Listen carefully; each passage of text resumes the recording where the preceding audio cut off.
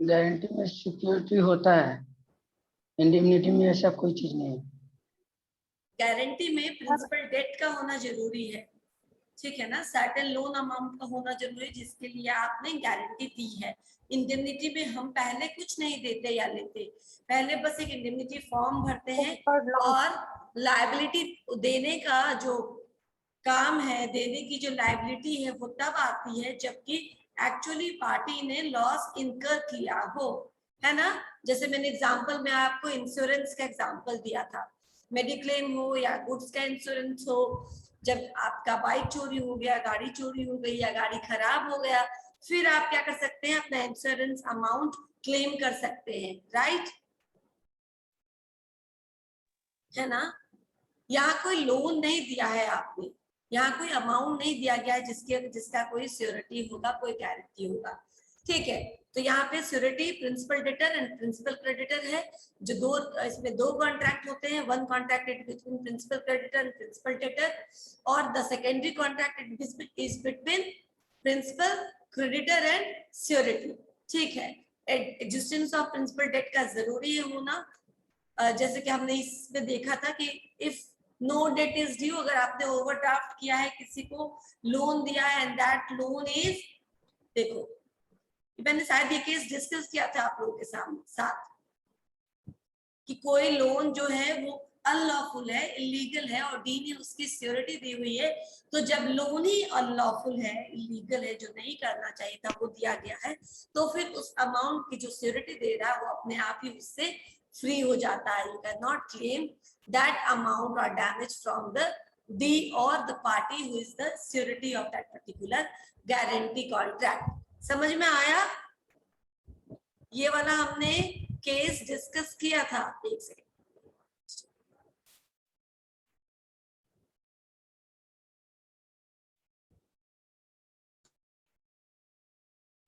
युवान versus bank of Scotland, जहां पे एक अनलॉफुल लोन दिया गया था और डी ने उसको सिक्योरिटी किया था, लेकिन चूंकि लोन क्या है, कैंसिलेबल है, रिवोकेबल है, वो अनलॉफुल था, तो इसीलिए जो उसका सिक्योरिटी है वो भी इससे मुक्त हो जाता है, फ्री हो जाता है, ठीक है। Now next, principal debtor need not be competent to a contract, यानी कि जो ऋण ले रहा है वो जरूरी नहीं है कि मेजर ही हो या फिर कॉम्पिटेंट पार्टीज टू कॉन्ट्रैक्ट ही हो, वो इनकॉम्पिटेंट अगर है वो तो भी वो प्रिंसिपल डेटर हो सकता है, लेकिन जो गारंटर है ही शुड बी क्या, जैसे हमने एजेंसी के केस में देखा था, राइट। एजेंट क्या हो सकता है, एजेंट आप चाहे तो माइनर रख सकते हैं, लेकिन कभी भी प्रिंसिपल माइनर नहीं होना चाहिए, क्योंकि अगर प्रिंसिपल माइनर हुआ तो एजेंट की लायबिलिटी एजेंट की ही हो जाती है, याद आया। Otherwise agent is not liable, principal is liable, लेकिन अगर एजेंट मेजर है और जो प्रिंसिपल है वो माइनर है, तो फिर वो कोर्ट द्वारा ऑलरेडी उसको छूट मिली हुई है, इसीलिए वहां पे नहीं होना चाहिए। The same way principal debtor need not be competent, मतलब प्रिंसिपल डेटर माइनर भी हो सकता है या फिर इनकॉम्पिटेंट टू कॉन्ट्रैक्ट हो सकता है। ऐसे केस में प्रिंसिपल जो डेटर है ही इज नॉट लायबल, अगर वो किसी का पैसा लेके डुबा भी देता है तो डायरेक्ट लायबिलिटी सिक्योरिटी की बन जाती है। क्लियर? समझ में आया या कुछ क्वेश्चन आ रहा मन में? कुछ आए सवाल तो पूछो। Next question, next topic is point, इसमें जो एसेंशियल फीचर्स ऑफ गारंटी पढ़ रहे हैं अभी हम। Separate consideration for the contract of guarantee not essential, यानी कि मैं किसी के लिए सिक्योरिटी बन रही हूँ, सपोज करो संजलि है और अभ्यास है और सोनी मैम है, ठीक है ना। तो संजलि ने मेरे से कुछ लिया और अभ्यास क्या है, सिक्योरिटी है, ओके। अब जरूरी नहीं कि अभ्यास सिक्योरिटी बनने के एवज में मैं संजलि उसको कुछ देगी या मैं उसको कुछ देगी, कोई अलग कंसिडरेशन सिक्योरिटी को नहीं दिया जाता है। समझ में आया? यानी security is giving this particular guarantee not in exchange of anything, right, it is not for something you need from him, right या हर। समझ में आया? ठीक है, सिक्योरिटी जो दी जाती है, गारंटी विदाउट एनी कंसिडरेशन दी जाती है, कॉन्ट्रैक्ट ऑफ गारंटी। यस, हम डायरेक्ट कंसिडरेशन में होता है तो फिर वो किसके भी हाथ में वो कॉन्ट्रैक्ट है? क्या कही, फिर से बोलो संजली। मैम इसमें डायरेक्ट कंसिडरेशन नहीं होता है तो कॉन्ट्रैक्ट और गारंटी का इसमें वैल्यूएशन क्या है, किस भी हाथ पे है? मैं बताती हूँ संजली, आपने बैंक से लोन लिया, राइट? बैंक से एजुकेशन लोन ले सकते हैं आप, ले लिया आपने बैंक से लोन। आप क्या हुई, गारंटी एक्ट के अंदर आप क्या हुई, आपने लोन लिया तो आप क्या हुई? एज डेटर, आप प्रिंसिपल डेटर हो गए, राइट? बैंक क्या हुआ? बैंक करेक्ट, बोलो बोलो।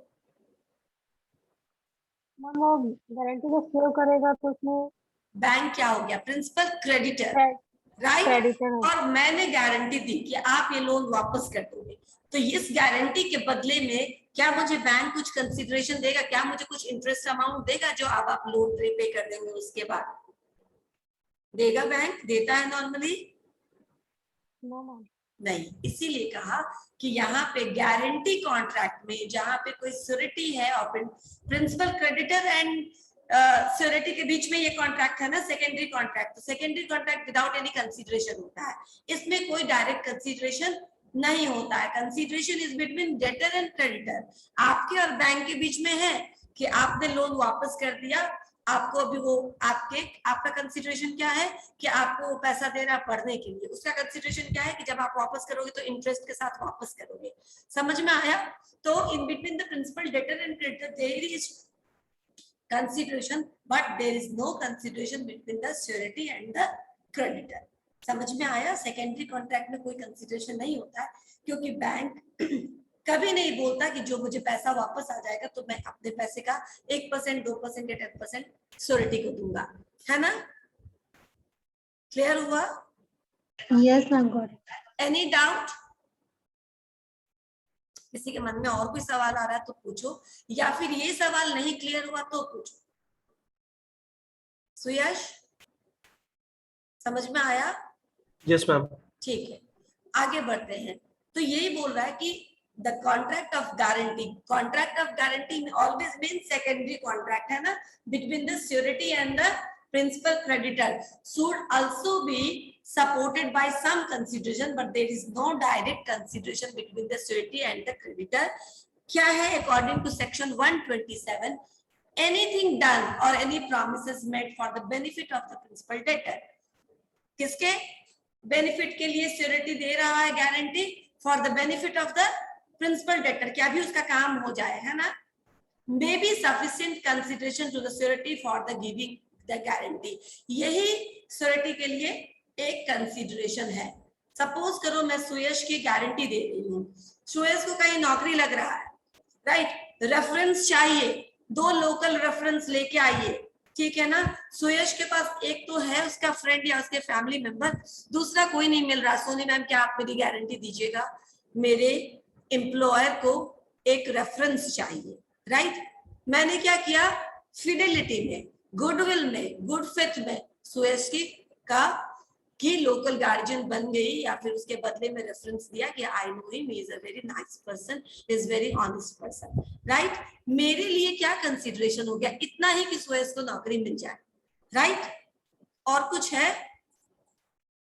इसीलिए कहते कि कोई डायरेक्ट कंसीडरेशन नहीं होता, मेरे लिए इतना ही सफिशिएंट है कि मेरे रेफरेंस पे तुम्हें कोई नौकरी अच्छी सी अगर मिल रही है तो मिल जाए, right? Any benefit received by the debtor is adequate consideration, इतना ही काफी है मेरे लिए या किसी भी श्योरिटी के लिए। ओके, क्लियर हुआ एकदम से? Yes ma'am. Okay, past consideration is no consideration. अच्छा ठीक है, हमारे आपके बीच में पहला कोई कॉन्ट्रैक्ट रहा हो जिसमें आपका कोई कंसीडरेशन है, या फिर आपके लिए मैंने एक कंपनी में XYZ कंपनी में मैंने रेफरेंस दिया था, लेकिन जरूरी नहीं है कि उसी रेफरेंस के मार्फत आपको किसी दूसरे ABC कंपनी में भी जॉब लग जाए, क्योंकि पुराना कंसीडरेशन पुराने लोगों को दिया गया था, है ना? या फिर एक और एग्जांपल लेते हैं, मैं बता दूं, अगर हमने क्रेडिटर बदल लिया तो भी एक कंसीडरेशन से काम नहीं चलेगा, एक गारंटी से काम नहीं चलेगा, या चलेगा? आज X दुकान से सामान ले लिया, उसको मैंने दे दी सुयश की गारंटी, ठीक है ना, मैं श्योरिटी बन गई। कल तुमने जेट दुकान से सामान ले लिया, तो क्या वही कंसिडरेशन वहां वैलिड रहेगा? No, ma'am. No ma'am. नहीं, रहमतुल्लाह समझ में आ रहा है? ठीक है, नेक्स्ट मैं बोल रही हूँ, अब दूसरा केस है, नहीं रहेगा? ठीक है, मेरे से ही अब चलो एक्स वाई दुकान छोड़ते हैं, एक्स पे ही चलते हैं। एक्स से मैंने 20,000 का सामान लिया और इस बार मेरे बिहाफ में श्योरिटी को किसने दिया? रहमतुल्लाह ने मेरे बिहाफ में श्योरिटी दिया, ठीक है ना। उसने मेरी गारंटी ले ली कि ये मैम आपको पैसा दे देगी, ठीक है ना, ये ऑनेस्ट है, आपको दे देगी पेमेंट, ठीक है। वो 20,000 का कंसिडरेशन, 20,000 का जो श्योरिटी है किसने दिया? रहमतुल्लाह ने दिया। अगली बार मैं जाती हूँ और 50,000 का सामान लेती हूँ, तो क्या वो 20,000 वाली गारंटी 50,000 वाले पे एप्लीकेबल होगा? नहीं नो होगा। मैम। अगेन, अगर आप किसी बैंक से 2 बार लोन ले रहे हैं तो अलग अलग लोन के लिए अलग अलग श्योरिटी चाहिए, है ना। एक ही लोन, समझ में आ रहा है, क्लियर हो रहा है? मैं एग्जाम्पल आपको 2-3 दे रही हूँ ताकि क्लियर हो जाए। क्लियर हुआ? Yes, ma'am. Yes ma'am. ठीक है, यानी कि no past consideration is no consideration, उसको हम कंसिडरेशन के रूप में नहीं लेंगे। Always for fresh loan you have to give some fresh consideration, fresh security, fresh guarantee. Okay, clear? ठीक है, Yes, ma'am. ये मैंने एग्जांपल दिया, ये यही है। X sells and delivers goods to Y, X ने वाई को सामान बेचा है और उसको डिलीवर कर दिया। Z requests X to forbear to sue Y for the debt for a year and promises that if he does so, Z will pay them in default of payment by Y। ठीक है, अब यहाँ पे क्या हो गया कि X ने कुछ सामान दिया Y को, Z के रिक्वेस्ट पे। Z रिक्वेस्ट करता है X को कि उसको मत तुम स्यो करो, ठीक है ना, उसको तुम मत उसको कोर्ट में घसीटो, जो उसने लोन लिया था आपसे साल भर पहले वो आपने नहीं पे बैक किया है, तो आप इस पर केस मत करिए। इफ ही डज सो, अगर वो वैसा करेगा तो Z will pay for them in default of payment by Y. अगर वाई डिफॉल्टर बनेगा, पेमेंट नहीं करेगा, तो कौन करेगा? जेड रिक्वेस्ट कर रहा है ना कि आप फॉरबियर कर दीजिए पिछले साल के डेट के लिए, I will pay you if he is defaulter, ठीक है। एक्स मान लेता है, X agrees to forbear this request, X agree कर लेता है, ठीक है भाई मुझे तो पैसा चाहिए, वाई दे या जेड दे कोई बात नहीं, तो जेड से वो मान लेता है। तो इतना क्या है? सफिशिएंट कंसीडरेशन है, इतना ही एनफ है, ठीक है। किसके लिए एनफ है? जेड के लिए एनफ है कि वो मान लिया कि उसने उसको केस नहीं किया, किस पर? वाई पर, ठीक है। क्लियर हुआ? Yes, ma'am. No Ma'am. Misrepresentation. Yes, ask, कुछ पूछना है?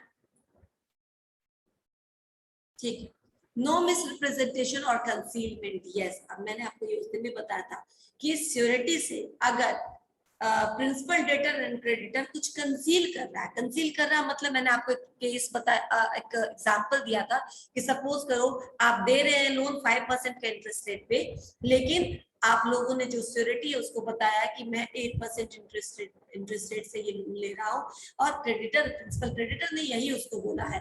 इससे क्या होगा कि उसका अमाउंट तो कम बनेगा, लेकिन अगर डिफॉल्टर हो जाएगा लोनी तो वो ज्यादा अमाउंट रिकवर कर सकता है श्योरिटी से, राइट? यही होगा ना, इंटरेस्ट उसका बढ़ा हुआ है। तो अगर ये कंसील किया गया है, अगर ये छुपाया गया है, हिडन है सिक्योरिटी से, इस बात को आपने छिपाया है, आपने लिया है सिर्फ 5% इंटरेस्ट रेट से और 8 या 10% बता दिया है, ऐसे में whenever he discover the true, आपका पूरा का पूरा गारंटी क्या हो जाएगा?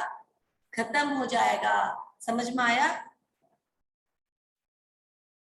समझ में आया? Yes ma'am. ठीक है, तो कुछ भी हिडन नहीं रख सकते हैं आप इसमें। There should be nothing hidden in this contract. या फिर मिसरिप्रेजेंटेशन हम किसको कहेंगे? कुछ मिसरिप्रेजेंट किया गया, ठीक है ना। कुछ मिसरिप्रेजेंट किया गया का मतलब कि आपने कुछ गलत सूचना दिया है। एक बार तो आपने छिपाया, ट्रुथ को छिपा लिया, या दूसरा कुछ बोलो, गलत इंफॉर्मेशन, गलत बताना उसके बारे में। ठीक है, just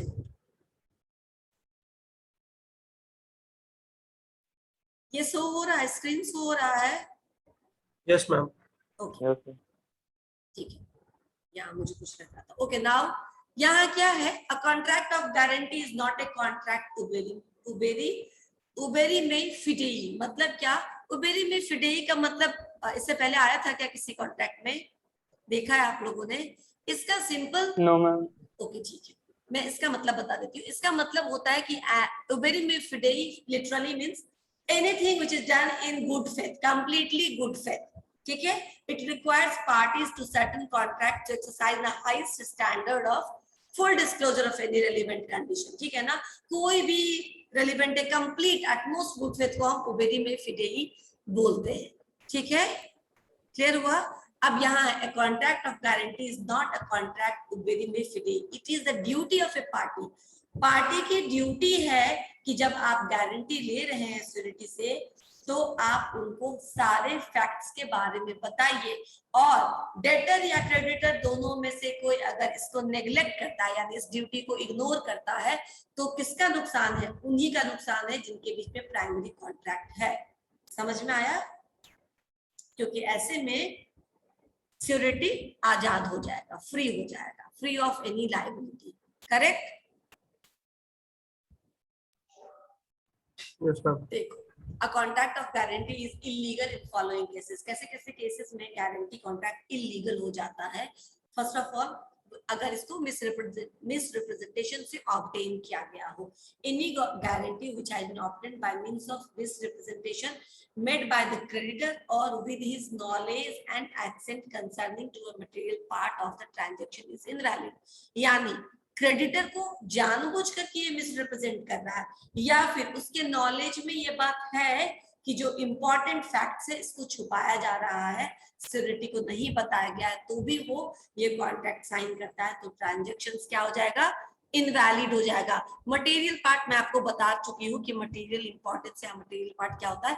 a very important part which is essential feature of that particular contract. If you are hiding those facts, then नुकसान किसका है? क्रेडिटर का है, क्योंकि उसी को रिकवर करना है ना अपना अमाउंट। अगर क्रेडिटर डेटर डिफॉल्टर होता है तो, राइट? तो नुकसान क्रेडिटर का है। सेकंड केस में कब ये इलीगल हो जाता है? Guarantee obtain bye concealment. अगर कोई भी गारंटी कुछ फैक्ट्स को, किसी मटेरियल सर्कमस्टांसेस को छुपा करके कंसील करके दिया जाता है। हियर इज एन एग्जांपल, एक क्या दो एग्जांपल है, हम कोई एक डिस्कस कर लेते हैं, केस डिस्कस कर लेते हैं, एग्जांपल तो आप समझ जाएंगे पढ़ के। London general omnibus company versus Holloway, ठीक है ना, इनके बीच का ये केस है। D was invited to give a guarantee for the fidelity of a servant। ठीक है, अब आप फिडेलिटी नहीं समझेंगे, मैं आपको बता देती हूँ। फिडेलिटी मालूम है क्या होता है? जब हम टाइप्स ऑफ कॉन्ट्रैक्ट पढ़ेंगे तो फिडेलिटी कॉन्ट्रैक्ट एक टाइप होगा। फिडेलिटी का मतलब होता है, जैसे मैंने कैसे कहा कि कंपनीज को रेफरेंस चाहिए आपके कंडक्ट का, आपके प्रीवियस एम्प्लॉयमेंट का, कि आपने वहां पे कुछ चोरी चकारी, कुछ धांधली, कुछ फ्रॉड तो नहीं किया, यानी कि आपके कैरेक्टर की जो गारंटी लेता है। ठीक है ना, ही इज, बोलते हैं ना कि हाँ नहीं अच्छा आदमी, इसको रख लो, that means he is a good person. तो जो आपके कैरेक्टर की, जो आपके कंडक्ट के, एक्ट का गारंटी होता है, उसको हम फिडेलिटी गारंटी बोलते हैं। तो जब भी एम्प्लॉयमेंट का केस होता है, किसी को रखा जाता है किसी के रेफरेंस से, तो एक तरह का फिडेलिटी गारंटी देता है। अब यहाँ पे क्या हुआ? डी को बुलाया गया to give a fidelity of a servant. मान लो कि, बस ये केस को ऐसे समझो कि मैंने क्या किया, मेरे यहाँ एक सर्वेंट था जो चोरी करके चला गया, चोरी किया और मैंने उसको निकाल दिया। क्लियर? उसको मैंने निकाल दिया, खत्म हो गया वो कॉन्ट्रैक्ट। वो साल 2 साल बाद, 6 महीने बाद फिर मेरे यहाँ आया नौकरी के लिए। मैं बोली जाओ किसी को लेकर आओ जो तुम्हारी गारंटी दे कि तुम अच्छे इंसान हो, ईमानदार इंसान हो। वो किसी को लेके आया, उसने बोला हाँ मैं इसे जानता हूँ, ये ईमानदार है, आप रख लीजिए। ठीक है, मैंने उसके कहने पे रख लिया। बोले देखो भाई तुमने क्या किया, इसकी कैरेक्टर की गारंटी ली है, अब मैं इसे रख रहा। मैंने रख लिया उसको, उसने फिर से चोरी किया। ठीक है, और अब मैं गई गारंटर के पास कि तुम्हारे कहने पे रखा था, अब तुम मुझे उसको कंपनसेट करो जो भी लेके गया है। अगर ये फैक्ट डिस्कवर हो जाता है गारंटर द्वारा कि he already knows about his misconduct, इसके घर में यही इंसान पहले भी चोरी कर चुका है, तब भी ये मुझसे गारंटी लेने आया, तो तुमसे छिपाया क्या था? तुमको तो ऑलरेडी पता था कि उसका कंडक्ट अच्छा नहीं है। समझ में आया? तुमने क्या गारंटी लेते समय मुझसे ये बात बताया था कि मैं इसे पहले रख चुका हूँ, ये मेरे यहाँ चोरी कर चुका है, और अब तुम गारंटी दो तभी मैं रखूंगा? ये बात तो आपने नहीं बताया था, नहीं बताया था ना। आपने सीधा बोला कि इसको रखूं या ना रखूं, तुम बताओ, तुम कैसे जानते हो? और मैंने बोल दिया भाई रख लो, वैसे जानता हूँ, गरीब आदमी, अच्छा आदमी, रख लो। तो मैंने एक चीज कंसील करते हुए आपसे गारंटी ली थी। क्लियर हो रहा है Sanjali? Are you getting this point? Yes ma'am. ठीक है, तो when something is already known to you कि इसका जो कैरेक्टर है वो अच्छा नहीं है, ये चोरी चकारी में इन्वॉल्व रहता है, फिर भी आपने किसी और को गारंटर लिया, तो इस केस में कंसीलमेंट का केस आया। आपने पुराने एक्ट को छुपा करके किसी और को क्या किया? किसी और से फिडेलिटी ऑफ सर्वेंट लिया था, और वो क्या हो जाएगा? Surety is not liable in that case, क्योंकि आपको तो ऑलरेडी पता था उसके कंडक्ट के बारे में, फिर मुझसे पूछने की क्या जरूरत? समझ में आया? मैम अगर हम किसी का रेफरेंस जैसे देते हैं तो अगर वो मतलब कि आदमी सही नहीं है, जैसे चोरी कर लेता है मतलब वहां से, तो फिर वो मेरे पास आएगा, गारंटर जैसे हम है तो वो मेरे पास आएगा, तो उसका जो चोरी करके गया है तो उसका भरपाई करना पड़ेगा क्या हमको? हाँ देखो, ऐसे कैसे? गारंटी डिफॉल्टर होगा तो करना पड़ेगा, तभी तो आप दे रहे हो, आपको उसका पता कोऑपरेट करना पड़ेगा। अगर वो सच में कुछ नहीं दे रहा तो आपको भरपाई करनी पड़ेगी। इसीलिए सब किसी का, हर एक आदमी हर एक का रेफरेंस भी नहीं देता है। कोई फैमिली मेंबर होते हैं, कोई क्लोज फ्रेंड्स होता है, तभी हम किसी का रेफरेंस देते हैं, ऐसे तो ही ना किसी का रेफरेंस दे देते हैं, नहीं देते हैं। ये समझ में आया ये case? The servant committed another embezzlement, embezzlement मतलब गबन, फ्रॉड, ठीक है ना? तो उसी सर्वेंट ने अपने एम्प्लॉयर के घर पे दूसरा फ्रॉड किया, और इस केस में जब वो अपने लिए मांगने जाएगा कि तुमने सिक्योरिटी दी थी तो तुम मुझे दो, कंपनसेट करो नुकसान, the security is not liable, क्योंकि तुम उसके आचरण के बारे में ऑलरेडी पहला एक्सपीरियंस कर चुके थे कि वो चोर है, और तुम्हारे घर वो चोरी करके पहले जा चुका है। तो फिर कोई भी आपको उसकी गारंटी दे, आपको पहला एक्सपीरियंस खुद ही है। समझ में आया यस मैम। ना? ये हो गया एसेंशियल फीचर्स ऑफ गारंटी। अब हम काइंड्स ऑफ गारंटी पढ़ेंगे। सबसे पहले absolute guarantee. Absolute guarantee is unconditional guarantee. कोई भी कंडीशन हमने इफ बट नहीं ऐड किया है। इफ गारंटर, जो श्योरिटी है उसको गारंटर कहते हैं, if guarantor unconditionally promises payment of performance of the contract on default of the principal debtor, यानी कि प्रिंसिपल डेटर अगर डिफॉल्टर होता है तो कोई इफ बट नहीं, कोई कंडीशन नहीं, I will pay you that particular amount, I will compensate you damages, this is known as absolute guarantee. Clear? समझ में आया? Yes, ma'am. Conditional guarantee. Conditional guarantee किसको बोलते हैं? A conditional guarantee is not enforceable immediately.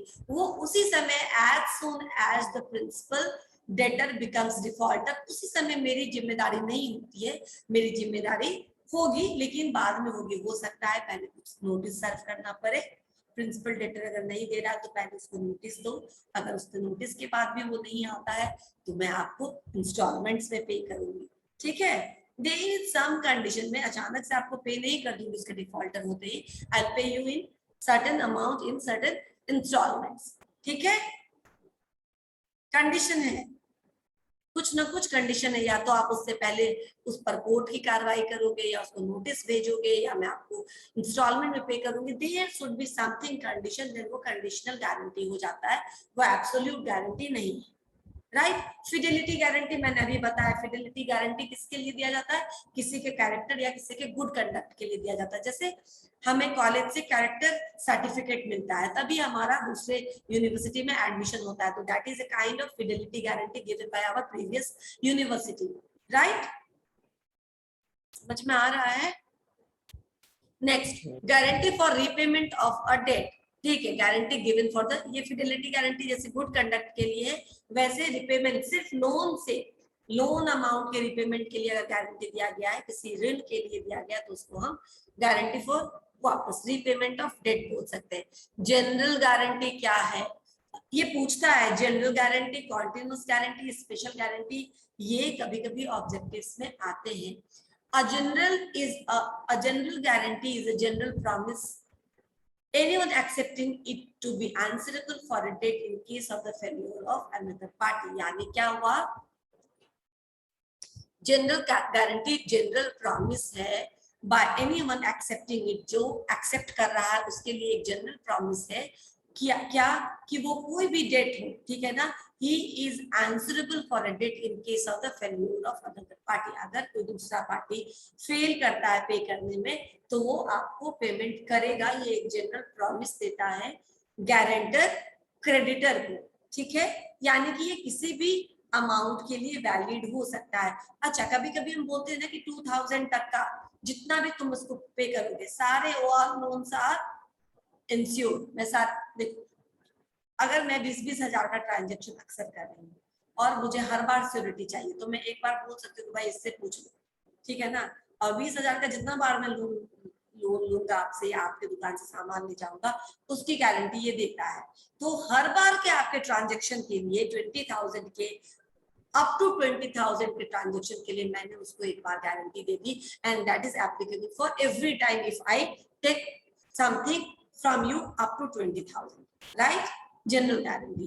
Special guarantee कब होगा? Special guarantee address to a particular person, such alone can take advantage of it and to whom alone the guarantor can be held liable। यानी किसी एक इंसान के लिए special guarantee होता है। जैसे कि मैंने सुयस को बोला है कि मैं तुम्हें गारंटी देती हूँ कि तुम ले लेना, तो ये सिर्फ सुयस मुझसे रिकवर कर सकता और कोई नहीं ले सकता, ठीक है ना। स्पेशली मैंने बता दिया है कि मैं सिर्फ सुयस को ये कंपनसेट करूंगी और किसी को नहीं, राइट? इट इज इररिवोकेबल और इसको हम कैंसिल भी नहीं कर सकते हैं, राइट?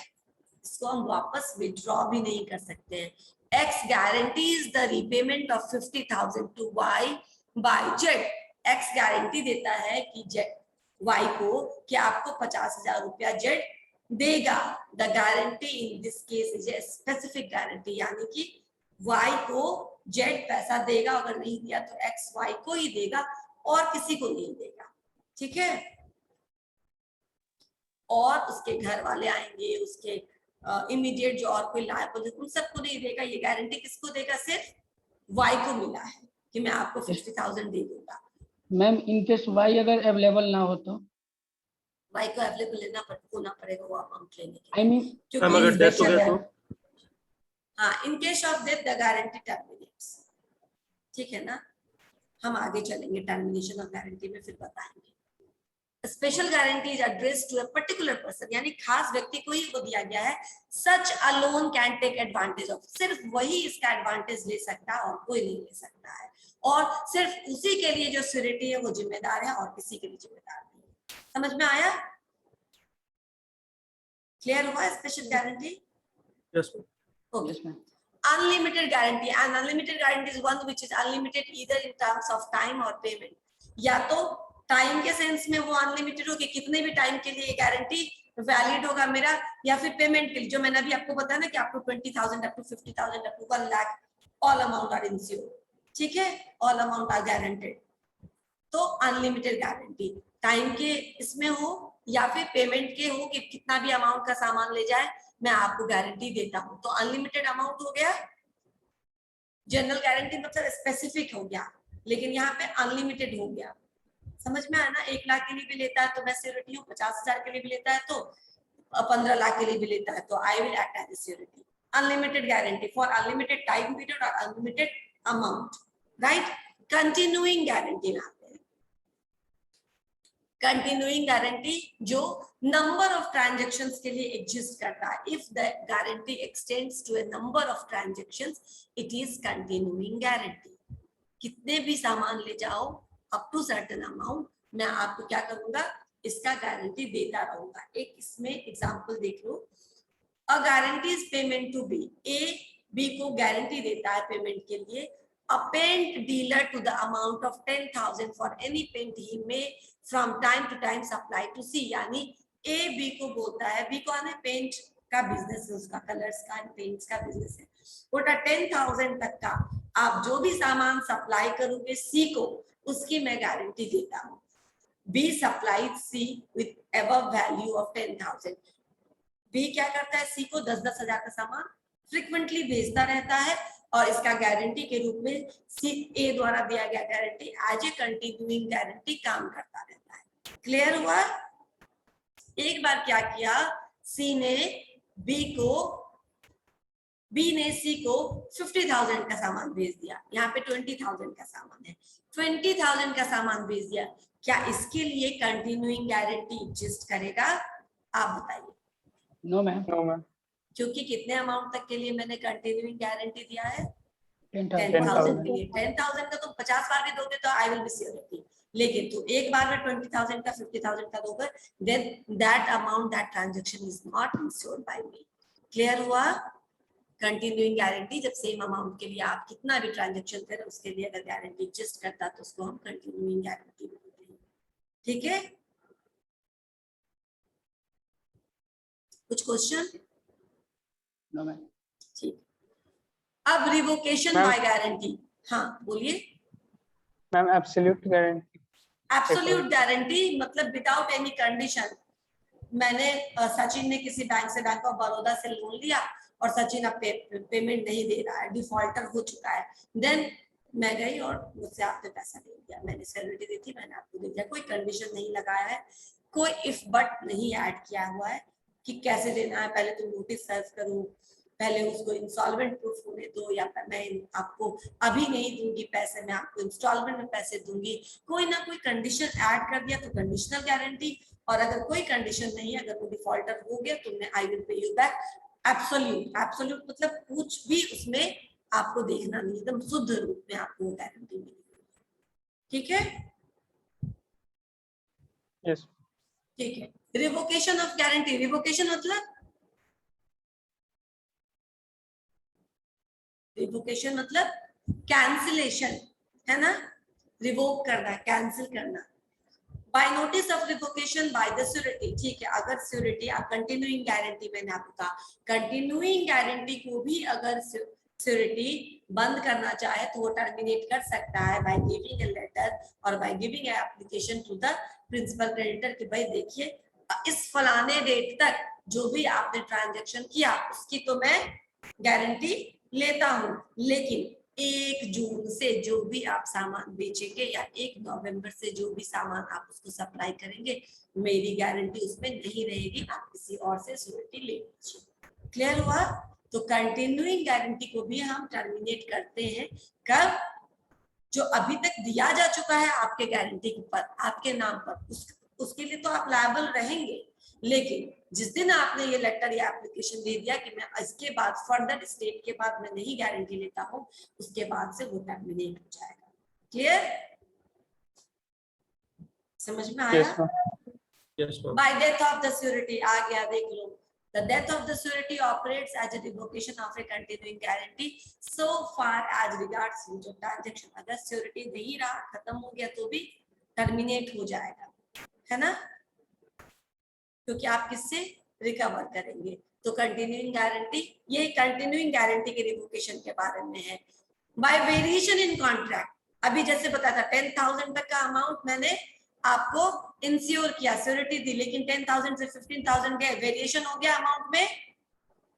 नहीं। इसी तरह हो गया ना, तो अब ये एप्लीकेबल नहीं रहेगा ये श्योरिटी। इसी तरह अगर आपने कोई टर्म एंड कंडीशन चेंज किया है, तो अगर टर्म एंड कंडीशन भी चेंज हुआ है तो भी जो कंटिन्यूइंग गारंटी हो वो समाप्त हो जाएगा। सपोज करो आप लेना भी है तो फ्रेश गारंटी आपको लेना पड़ेगा, the previous guarantee is gone, right. मान लो आपने इस बार इंटरेस्ट रेट बढ़ा दिया है, ठीक है ना, आपने कुछ और चेंज किया है अपने टर्म एंड कंडीशन को, और अगर कुछ टर्म एंड कंडीशन गारंटी का चेंज होता है तो जो एग्जिस्टिंग गारंटी होता है वो अपने आप खत्म हो जाएगा, है ना। बाय वेरिएशन इन कॉन्ट्रैक्ट समझे, कॉन्ट्रैक्ट में किसी तरीके का परिवर्तन लाना जो कि श्योरिटी के नॉलेज में नहीं दिया गया है, और तो क्या हो जाएगा, कंसीलमेंट, मिसरिप्रेजेंटेशन आ जाएगा ना बीच में, तो वो खत्म हो जाएगा। Creditors act of omission, creditor act of omission नहीं होगा, ये थोड़ा गलत है, इसको एक्चुअली और होना चाहिए, क्रेडिटर एक्ट और ओमिशन। इसका मतलब समझ में आया? Any act or omission by the creditor. Omission मतलब बताओ, ओमिट करना, मालूम है किसी को?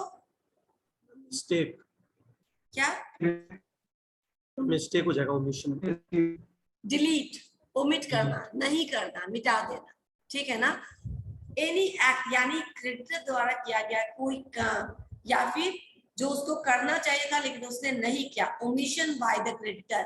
कुछ काम जो नहीं करना चाहिए था वो आपने कर लिया, या कुछ काम जो आपको करना चाहिए था लेकिन आपने ओमिट कर दिया, नहीं किया, by the creditor which make good the eventual remedy of sureties amounted to revocation, जिसके कारण से आपके किसी एक्ट से या आपका जो काम होना चाहिए वो आपने नहीं किया, उसके कारण से अगर इवेंचुअली श्योरिटी को कुछ प्रॉब्लम हो रहा है तो श्योरिटी के पास ये eventual remedy of surety is amounted to revocation, ठीक है ना? Any act or omission by the creditor which make good the eventual remedy of surety, जिससे श्योरिटी को कुछ नुकसान होता है तो वैसे केस में भी वो क्या हो सकता है, गारंटी टर्मिनेट हो जाएगी, ठीक है? समझ में आया? Yes ma'am. नोवेशन, नोवेशन मतलब नयापन, है ना? नॉवल, नया करना। Where the parties agree to substitute a new contract or rescind or alter the older contract. Variation जैसा ही है, अगर आपने नया कॉन्ट्रैक्ट बनाया, रिन्यू कर लिया कॉन्ट्रैक्ट को, या टर्म्स एंड कंडीशंस को ऑल्टर कर दिया, या ओल्ड कॉन्ट्रैक्ट को कुछ चेंज कर दिया, तो भी जो एग्जिस्टिंग कॉन्ट्रैक्ट है, कंटिन्यूइंग कॉन्ट्रैक्ट है, वो खत्म हो जाएगा और नया कॉन्ट्रैक्ट, नया श्योरिटी आपको लेना पड़ेगा, नई गारंटी लेनी पड़ेगी, ठीक है? क्लियर हुआ? वेरिएशन जैसा Yes, ये ma'am. नोवेशन भी, नयापन कुछ भी आता है तो एग्जिस्टिंग गारंटी खत्म हो गई। अब है तुम्हारा नेक्स्ट क्लास का टाइम हो गया, बस मैं थोड़ा जल्दी ये खत्म कर देती हूँ, थोड़ा ही होगा मेरे ख्याल से, ज्यादा नहीं, just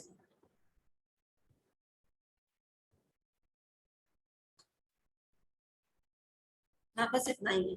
retrospective guarantee given for an existing debt, अभी जो मैंने लिया है एग्जिस्टिंग डेट के लिए जो गारंटी दी जाए उसको रेट्रोस्पेक्टिव गारंटी बोलते हैं। एंड प्रोस्पेक्टिव गारंटी, फ्यूचर में मैं आपसे लोन लूंगा उसकी गारंटी अगर मैं अभी दे दूं तो उसको हम क्या बोलेंगे, प्रोस्पेक्टिव गारंटी, ठीक है? Guarantee for the entire debt, पूरे होल अमाउंट के लिए गारंटी दिया है, या फिर only in 15 lakhs only 10 lakhs का गारंटी में देता हूँ, राइट? तो अगर आपने होल अमाउंट के लिए इंटायर डेट के लिए गारंटी दिया है तो उसको हम guarantee for the entire debt बोल सकते हैं, होल अमाउंट पर गारंटी बोला जाता है उसको, ठीक है? नेक्स्ट है, अब है रिवोकेशन ऑफ गारंटी। ये सारा जो आपने पढ़ा वो रिवोकेशन ऑफ कैसी गारंटी थी? रिवोकेशन ऑफ कंटिन्यूइंग गारंटी, जो एक बार दे दिया और उतने अमाउंट के लिए चलता रहेगा, ठीक है? उन सबको रिवोक करेंगे हम इन सब तरीके से। नॉर्मल गारंटी कैसे रिवोक होता है? A guarantee given for an existing debt cannot be revoked, यानी कि जो एग्जिस्टिंग डेट के लिए दिया गया है, अभी जो हम उसको लोन दे रहे हैं और आपने मुझे उसके लिए गारंटी दिया, उसको आप रिवोक नहीं कर सकते हैं, कैंसिल नहीं कर सकते हैं। एंड गारंटी क्या? मैम जो रिट्रोस्पेक्टिव गारंटी है उसको रिवोक नहीं कर सकते। रेट्रोस्पेक्टिव गारंटी को आप रिवोक नहीं कर सकते, प्रोस्पेक्टिव गारंटी को आप रिवोक कर सकते हैं, ठीक है? जो फ्यूचर है, अभी तक का 5 महीने तक की गारंटी दी गई है तो 5 महीने तक तो वो चलेगा, उसको मैं रिवोक नहीं कर सकती, लेकिन 6 महीने से नहीं वो चालू हो ये मैं अभी आपको बता सकती हूँ कि I will not be liable if you continue to give him supply things or whatever loan or whatever things credit supply, then I will not be liable after 5 months। तो आपको उसके बाद आप उसको रिवोक कर सकते हैं, कैंसिल कर सकते हैं, क्लियर? Yes, इस तरीके से आपका गारंटी भी खत्म होता है। कुछ डाउट हो तो पूछ कर, पढ़ करके पूछो, ठीक है? मैं आपको भेज देती हूँ आज, ओके? ठीक है।